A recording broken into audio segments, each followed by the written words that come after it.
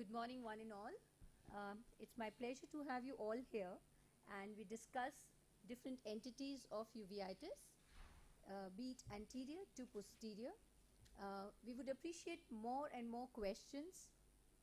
We will discuss all in the end.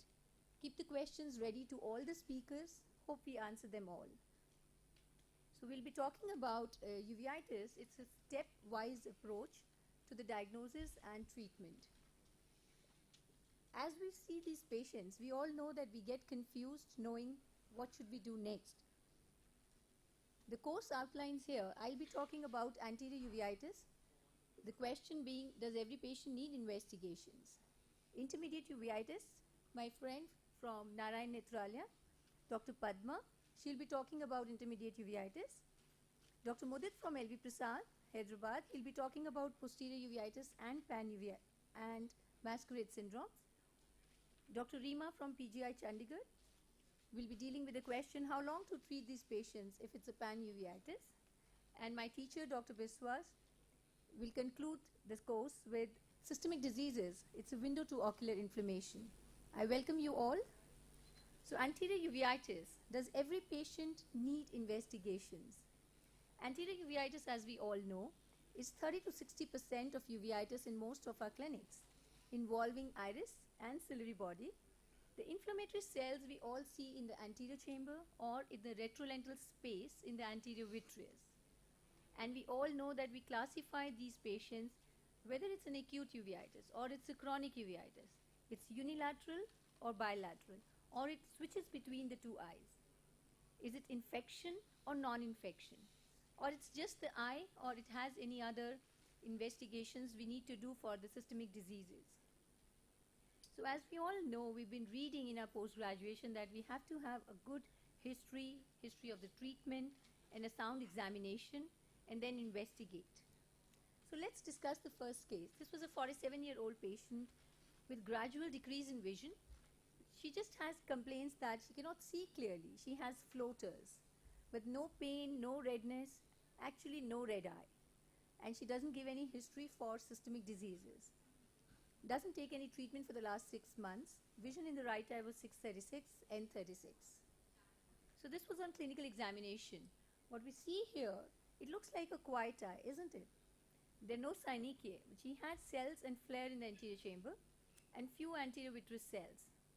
If you look carefully, we have these nodules which are there on the pupillary margin. How about this? When we do a high mag, we see some pattern here. What we all know it's iris atrophy. We go again, posterior subcapsular cataract. And when we look at the cornea, we might have missed when we were doing the anterior chamber examination. These are KPs which are fine, which are stellate. How about this? Now the fundus, it's hazy view. Hazy because of the vitritis, hazy because of anterior chamber reaction, or it's just the cataract. The pressures were normal. So what do we do next? Any thoughts? Any thoughts till now from the audience? What can it be?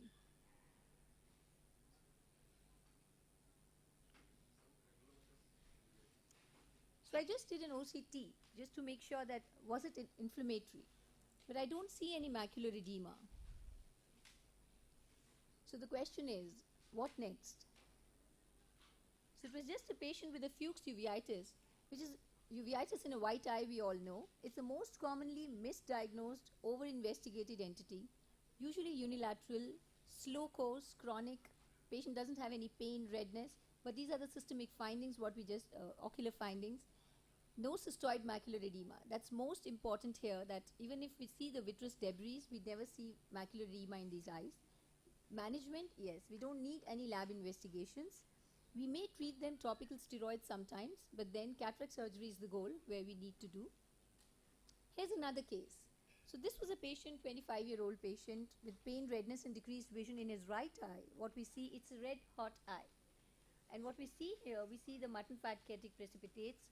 We also see some kind of nebular lesions on the cornea. The pupil is fixed, it's senate. So what do we do next? Patient did have some flares, but this is a patient who was immunocompetent. It's a unilateral, recurrent, chronic, no systemic history, no family history of the similar things, and patient was treated topically periodically. The pressures is important here. So this pressure IOP was 30 millimeters. Fundus, yes, we couldn't see clearly, and ultrasound was normal. So this is a patient unilateral granulomatous anterior uveitis. Any thoughts about the case? Okay, sensations. Can we see show of hands if somebody wants to suggest? Sensations of the cornea. Sensations were normal. Corneal staining. No staining.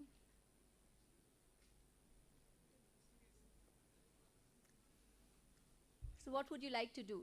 Should we investigate or should we just treat with again a cover of steroids? So I had a differential of infectious uveitis like tuberculosis, sarcoidosis, viral uveitis. It can be syphilis, it can be leprosy, which is rare again. Investigated for all of the tests for a granulomatous uveitis worker. I also did an aqueous tab, which came out to be herpes simplex virus 1 positive. So this was a case which was viral anterior uveitis and treated the patient with oral antivirals and topical steroids. So this is a patient after 2 months on antivirals and tapering doses of steroids. Visual acuity improves to 612. Here's another case scenario. Another patient with a red eye where we see the keratic precipitates, which is important to see here. They're all scattered all over the cornea, just like I showed in the first case, but that was a white eye and this is a red eye. And patient again says that decreased vision for 2 weeks, and patient was referred to us in the uveitis clinic. Just a simple question to the patient, did she have any other illness besides this? She didn't say. She says, never had this red eye before, but she gives a history of herpes zoster ophthalmicus 6 weeks back. So this was again another presentation of viral uveitis. So we didn't investigate here. We just treated her with topical steroids and continued the antivirals. This is another presentation of a similar disease. What we see is corneal involvement, but when you see here, these are mutton fat KPs, which may bother us. But important point is, when you see this kind of an immune ring, viral uveitis again goes up on the list. And again, we may investigate, the investigations being only in the aqueous tab, which again came out negative in this patient because the patient was treated with antivirals for quite some time, but we treated the patient with antivirals and topical steroids. So mostly, viral keratouveitis doesn't need any investigations. Aqueous paracentesis may reveal some of the viruses from the chamber. This is the last case from my day session. This was a 42-year-old lady who reports to emergency with complaints of pain, redness for the last 4 days in both her eyes. If you notice, all these patients had similar complaints, pain, redness, but then it's important to differentiate what is the reason. And she was also referred us as anterior uveitis. So when we investigate and we ask her the history, very interesting. She tells us that she had intermittent blurred vision for the last 3 months. And the local ophthalmologist had treated with topical steroids. The fundus was not examined. And it was related to the recent onset diabetes mellitus. She was followed up by them 1 month later when they said, it looks like papilledema. And they referred the patient to neurologist.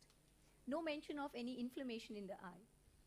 She underwent detailed investigations, MRI, MRV, lumbar puncture, and she was started empirically on steroids and acetazolamide.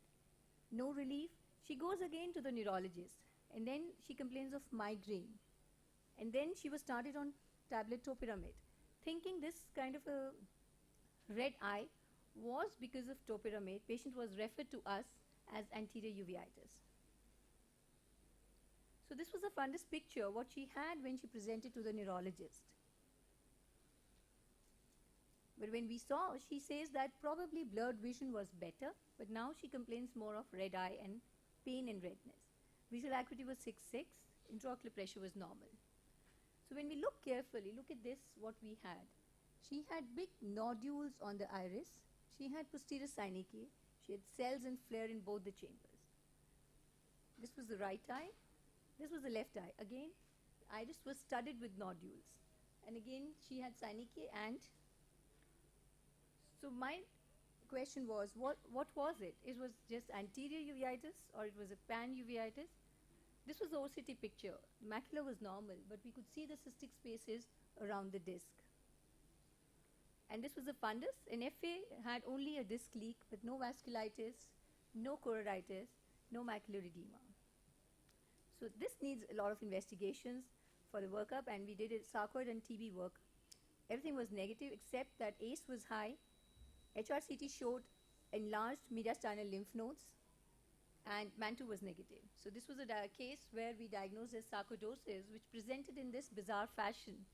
But probably the anterior uveitis was missed in the anterior part, and then the later presented with this kind of a picture. So to conclude, I would say anterior uveitis can be unilateral or bilateral. What needs investigation? Traumatic? No. Idiopathic fuchs? No. Infections? Maybe.